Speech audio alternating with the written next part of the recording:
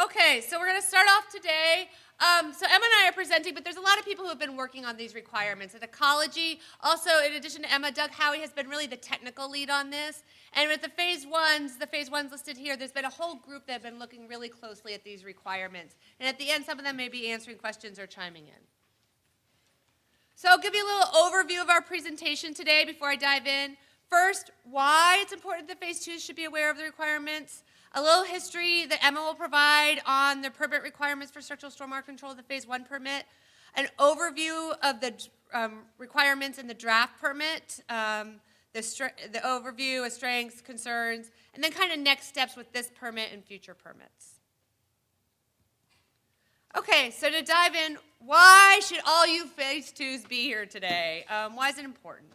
So first of all, structural stormwater controls in the language of the permit, and Emma will talk a little bit more about this, but this both covers like what you think of as traditional retrofits, like water quality facilities, flow control facilities, and retrofitting those types of facilities, but also it's broader than that for other tools like forest restoration, repair, floodplain reconnection, street sweeping. There's a variety of tools, and I'll be talking more about that. But they're a really important tool to help us manage stormwater impacts to receiving waters. The second bullet point is that starting this year, the structural stormwater control program has a phase 1 permit will have a requirement that we have to meet a defined level of effort. There's a requirement about how much of this we need to do as a permittee. And this defined level of effort is referred to as incentive points. I'll be talking a lot about that in a bit. The next bullet point is permit requirements could or probably will affect how permittees prioritize structural stormwater controls. So it is getting these points, you're going to need these points for compliance. That's going to influence how you prioritize your program. And it's not a small piece. You know, permittees during this last permit, phase 1 spent tens of millions of dollars on this aspect of the permit. And Emma, I'll let you take the last one. Yeah. So a lot of phase 2s in the room, and so if you've looked at the draft permit language, you also know that there is a planning requirement in this upcoming permit cycle, and so this can fit kind of nicely in there. And so I do want to stress that there's no decisions made for the future yet, so this is all just kind of informative for you guys, but with that planning requirement, you have your priority watershed, and you're also looking at planning different projects, different retrofits. And so again, like I said, nothing is set in stone. We're focusing on getting this permit out now, so not even quite to thinking about the next permit yet. But if it does come to required implementation, we will of course look at what we've learned from the phase 1 requirements and the requirements in these permits. So. And then also, you can just phase it. So Going that's right kind of in, an yeah. overview why you should be concerned. But Emma is going to provide a brief overview of the history of this requirement in the phase 1 permit, where we've been and where we're. Yeah, absolutely. And so phase 1s have always had some sort of retrofit requirement in their permits since the first issuance in 1995. However, those first permits really didn't have anything specific. I was kind of looking through a couple of them, and it really was kind of more along the lines of just tell us like what you're planning. And so really not very specific, very open-ended. The 2007, permit got a little bit more into detail, where we were asking them to really describe their programs a little bit more and also listing more proposed projects. Then when we were going into the 2013 permit reissuance, we had a little bit more to think about. We had a PCHB ruling that basically, we don't have a lot of time, so we won't get too far into it, but basically told us that we needed to be defining a level of effort and that we needed to kind of set the bar for the phase 1s so they weren't kind of self-regulating where they were at. So that 2013 permit, we again had the same things that we had in the previous one, but we also got a little more specific with project types that we were looking for. Really describing more the flow control, the stormwater infrastructure, street sweeping, those types of projects. And then we also had a new Appendix 11, which was our first time kind of outlining this idea of retrofit incentive points. And so that Appendix 11 had phase ones basically submit to us all their projects and calculate those retrofit incentive points, but it didn't have a level of effort. And so we used the information that we got from that Appendix 11 during this current permit cycle, as well as looking at grant-funded projects that phase ones had submitted. And we came up with the magic number that is proposed for this upcoming permit of the 300 incentive points. And so that's kind of where we're at with the current draft permit. Appendix 11 is now Appendix 12, but we have that defined level of effort, and we have kind of further refined how those points are calculated and added a few other project areas. But yeah, as time goes on, we just try and get more and more specific, and yeah. So I don't know if you have anything you want to add to that. No, but that sounds great. So what I'm going to do now is I'm just going to provide, we're talking about project types, incentive points, go into a little more detail. There will be lots of questions. Please hold your questions to the end. We spent, when Doug first introduced this to the preliminary draft to the Phase 1 permittees, we spent almost 2 hours discussing it. There's a lot there. I'm going to give you the highest level overview. But I will cover project types, what are incentive points and what's our requirement, and give you a few examples. And if you want more, this is all up on the draft reissuance. In the permit, it's section S5C7. As Emma mentioned, Appendix 12 is kind of the reporting table. Both of those are about like 2 pages of explanations of what this is. And then there's a guidance document that Ecology has put together, which really explains like definitions, how do you do the calculations, what does this mean, what's the background. And that's like a 30-page document that's also on the website. So, project types. So there are 11 project types that qualify for under the Structural Stormwater Control Program. The first 4 is what we think of our primary traditional retrofits: flow control, water quality treatment, LIDs, and retrofitting existing facilities to enhance that. Then the next ones, 5 through 11, are a little bit, the other aspects of things we do to help manage stormwater. So 5 is property acquisition. So this can be forest acquisition, riparian area acquisition. Maintenance with capital construction costs greater than $25,000. There's quite a few things that can fall into this category. One is if you have a really big maintenance need over $25,000, it fits there. Sometimes our large pond dredgings can go above that, especially if there's a repair needed, that can qualify. Street sweeping can go in here, and I'll talk more about that. Line cleaning is another one. So there's various things that fits under maintenance. Restoration of riparian buffers, restoration of forest cover, floodplain reconnection projects, permanent removal of impervious surfaces, and then other actions, which aren't really spelled out. These are, what other actions might qualify under this. So these are the project types that are covered under the requirement. So there's a lot here, and I know it's a lot of words. I'm going to make it bigger so you can see them, but really this is the table that's in the permit and in the guidance and in the appendix. And what I really want to do at this slide is just kind of say what happens. So you have your project types 1 through 11 right here. So you figure out what kind of project type you have. Then you have a description of what kind of project it is within that project type and what you're achieving. And then you have these incentive factors that you multiply by the equivalent area. So I'll get into that in more detail in a second. But what ends up happening is you have flow control incentive points you can get. You can get incentive points for runoff treatments. You can get incentive points for LID. And you can get these other incentive points, and they all are additive. And that's how many incentive points you get for each project.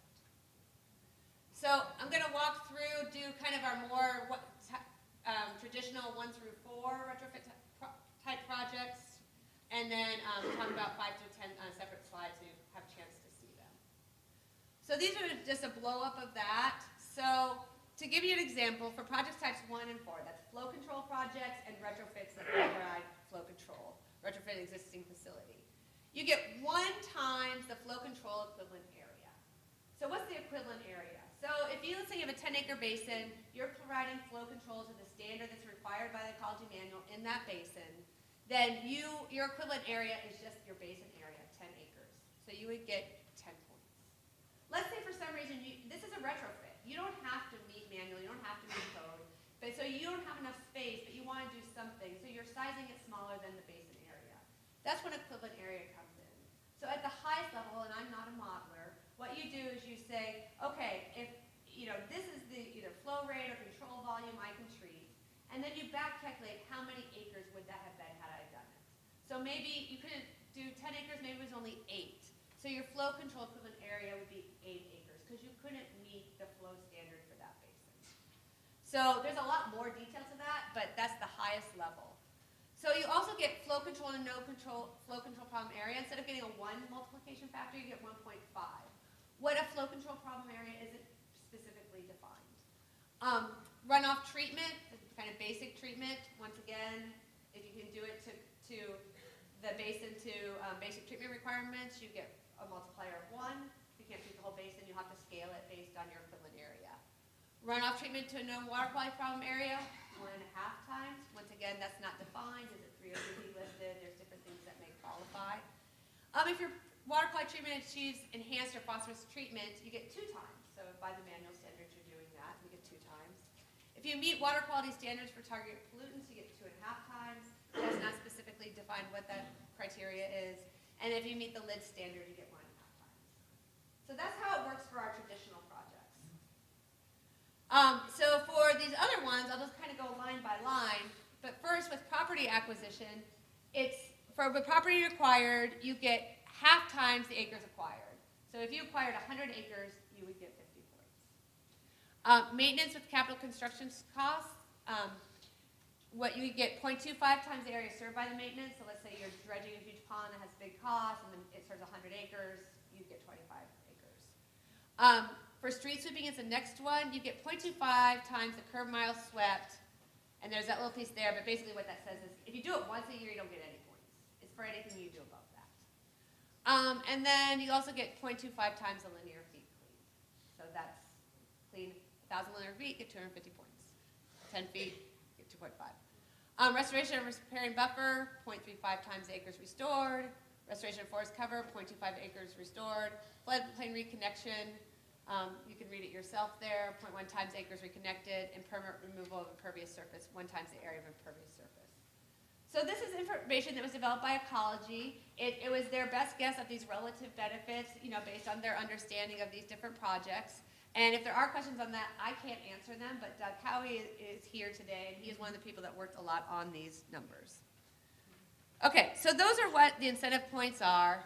And as I said, you take them and then they're additive over here. And there is also a little qualifier that if your incentive factors can be increased by 0.1, so this 1 could be 1.1, if the project's implemented in an ecology approved basin plan, or it's in a waterscale stormwater plan, or as part of a TMDL or adaptive management plan for Appendix 13 permit. So those are our incentive points. What are the requirements? So as Emma mentioned, and there's a lot of words here, I just kind of pasted it out of the permit. There's 300 points required this permit period by December 31st for the Phase I permittees. So that's just over 3 years. The 300 points can be broken down. 75 of those 300 need to be complete. So complete means construction complete or property purchase complete or maintenance stage. So that was that line cleaning, the major maintenance pieces. And then 225 can be design stage, which is defined here as 60% more complete. And this was Ecology's, my understanding is that this is kind of the ramp up. It's the first time we've seen this permit requirement, so it's to help the Phase I's ramp up with this. And just one, sorry. Yeah.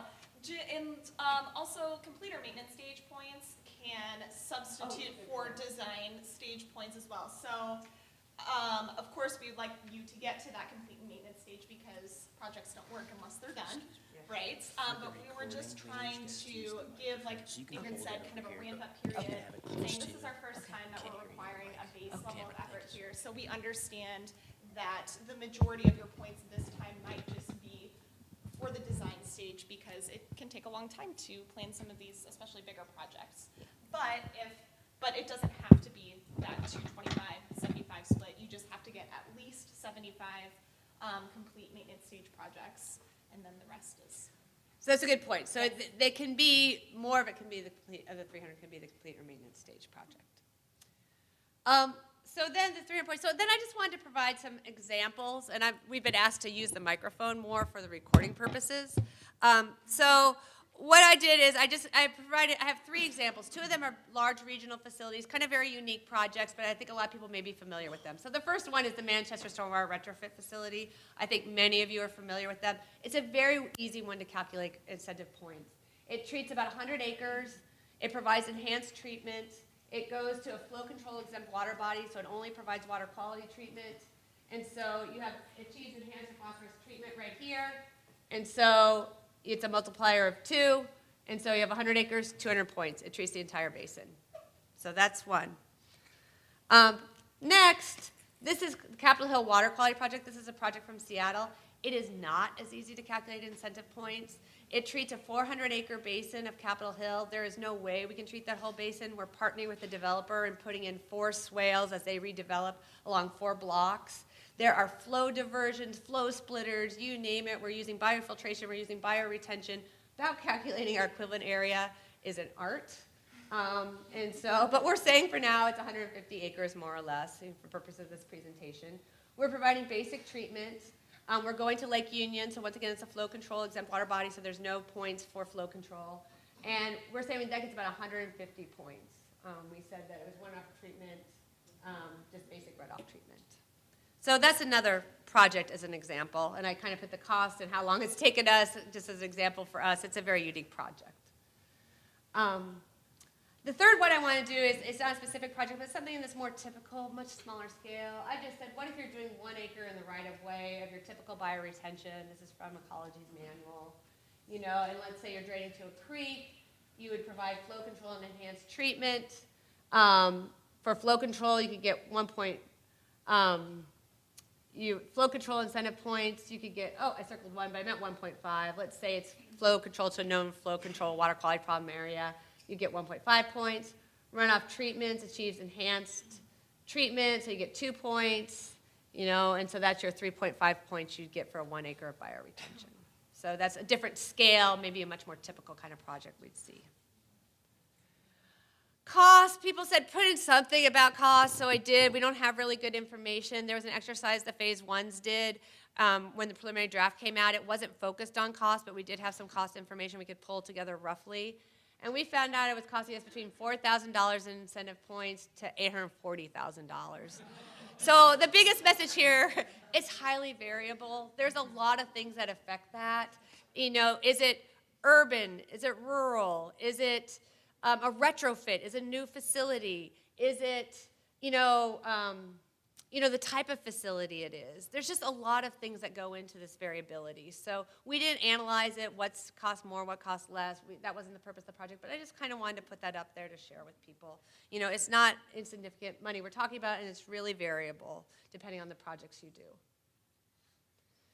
So that's just the highest overview of the requirements. And now I wanted to talk a little bit about the strengths and kind of concerns that Phase I's have and next steps.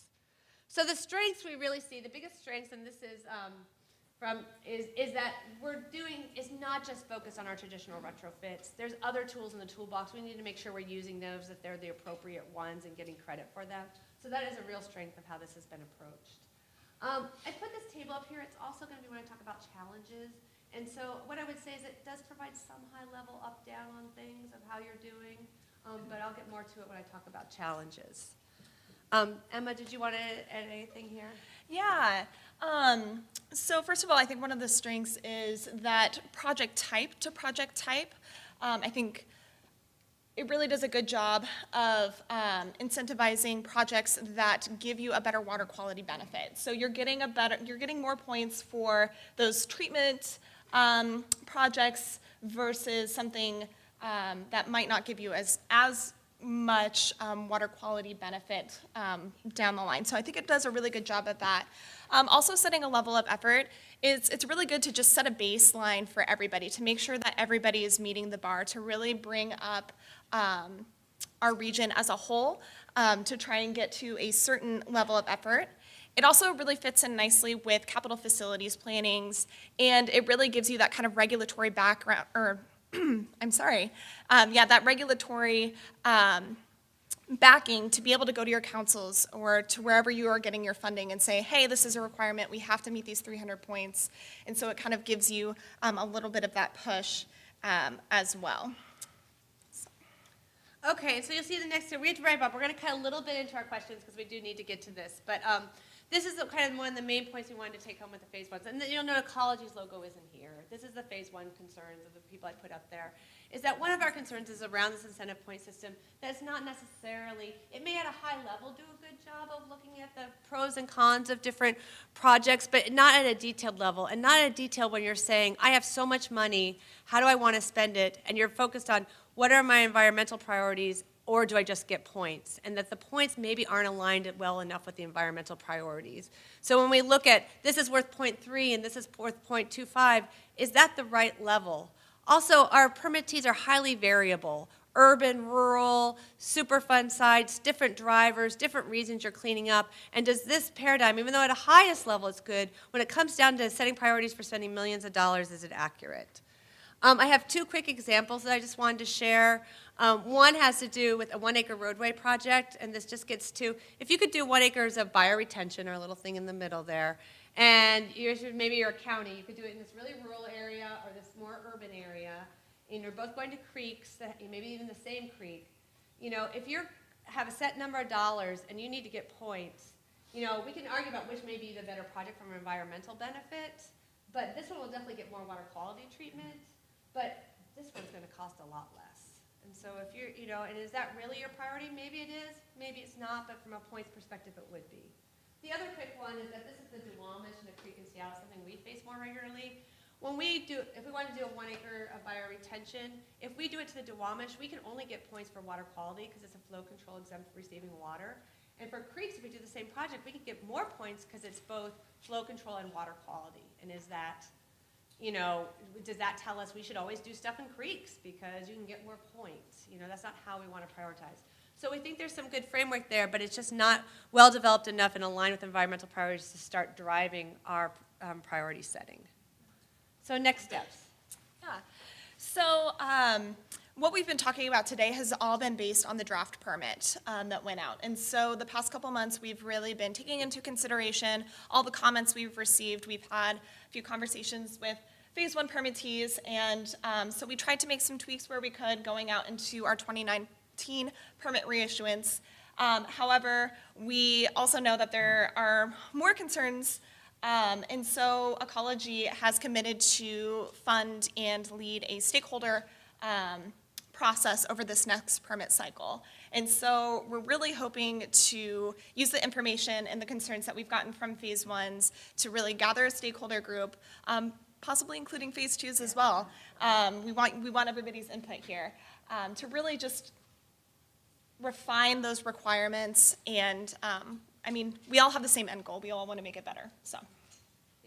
And I'll just say here, you know, we just learned that Ecology has, you know, agreed to fund this. The Phase 1s just learned this like a week ago when I was working on this presentation with Emma. So that's great news. Until then, and still, we've been working as trying to promote this as a SAM effectiveness study, the stakeholder group. We are thrilled that Ecology is going to fund this. We don't know that much about it, so we're not withdrawing the SAM effectiveness study idea right now. Hopefully when we get more information and more assuredness from Ecology that this will be going forward through their funding, we will. But our ask originally was going to be, there is a SAM effectiveness study, this is what it's called, and to show support for that as a way to fund improving these permit requirements in the next cycle. Stay tuned, there's different things going on. There will be Phase 1 representatives there that will know the status of the ecology funding of the stakeholder group. If that's going great, this isn't needed. If that isn't going the way we all hope it will, we really need a funding source to do this analysis. And Ecology is not trying to lobby anybody for how to do it. That's not their role. But as Phase 1s and Phase 2s, it is our role to lobby for how we want to spend this effectiveness money. And we think if we're not getting funding elsewhere, this would be a good funding for it. All right, so we did go over our time, but we do have time for questions.